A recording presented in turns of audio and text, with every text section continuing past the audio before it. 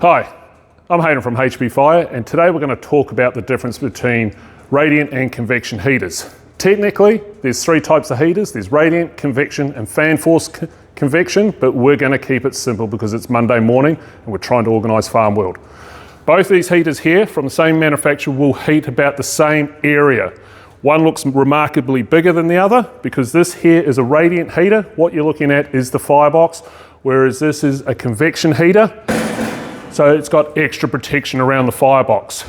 Now, if we take the lid off, lid's magically appeared off, you can see the firebox here is now starting to resemble about the same size, but not as attractive. We've got weld, we've got slag, we've got some fiberglass tape. This heater here needs the fan to push the trapped heat out. This heater here works much like the old radiant oil heaters or bar heaters, will just radiate heat freely. Does have a heat shield on the back for closer clearances to combustions, whereas if you were putting the heater in the corner of the room with this triple skin firebox, you'd get it much closer to the corners. In fact, this one is 25 mil.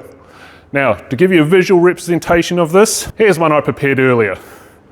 This here is the Acer TFS 1000. One of our burn models. This here will heat about the same area as the previous heaters I've just shown you. But as you can see here, we've got one of these little radiant fans here, operates purely on heat.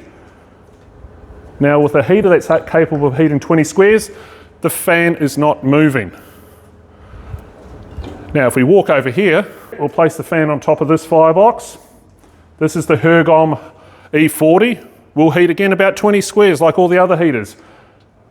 Within seconds, it has reached temperature and has started spinning the fan.